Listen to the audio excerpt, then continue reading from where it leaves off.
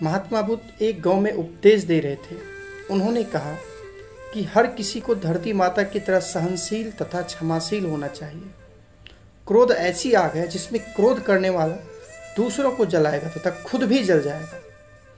सभा में सभी शांति से बुद्ध की वाणी सुन रहे थे, लेकिन वहां स्वभाव से ही अति क्रोधी एक ऐसा व्यक्ति भी बैठा हुआ था जिसे ये सारी बातें बेतुकी लग रही थी।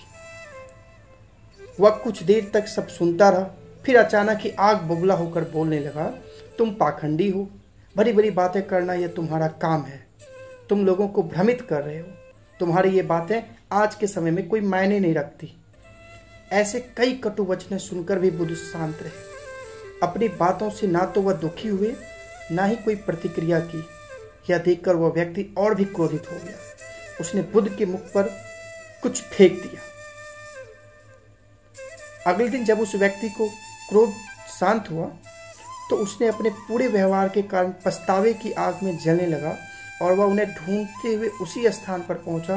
पर बुद्ध कहाँ मिलते, वह तो अपने शिष्यों के साथ पास वाले एक अन्य गांव निकल चुके थे।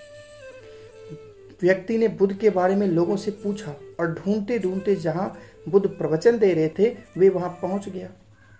उन्हें देखते ही उनके चरणों में गिर पड़ा और बोला, मुझे क्षमा कीजिए प्रभु। बुद्ध ने पूछा, कौन हो भाई, तुम्हें क्या हुआ है, क्यों क्षमा मांग रहे हो? उसने कहा, क्या आप भूल गए, मैं वही हूं जिसने कल आपके साथ बहुत बुरा व्यवहार किया था। मैं शर्मिंदा हूं, मैं मेरे दुष्ट आचरण से क्षमा याचना करने आया हूं। भगवान बुद्ध ने प्रेम पूर्वक कहा, बीता हुआ कल तो मैं वहीं छोड़ आया गया, तुम अभी भी वहीं अटके हुए हो।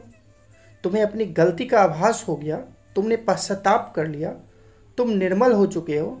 अब तुम आज में प्रवेश करो।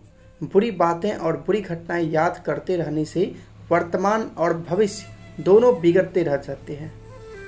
बीते हुए कल के कारण आज को मत बिगाड़ो। उस व्यक्ति का सारा बोझ उतर गया। उसने भगवान बुद्ध के चरण को पकड़कर क्रोध त्याग कर तथा क्षमाशील का संकल्प लिया। बुद्ध ने उसके मस्तिष्क पर आशीष का हाथ रख दिया। उस दिन से उसमें परिवर्तन आ गया और उसने जीवन में सत्य और प्रेम और करुणा की धारा बहने लगी। तो बहुत सारे लोग ऐसे होते हैं जो भूत को याद रखते हैं। तो भूत की बातों को बिल्कुल याद नहीं रखनी है।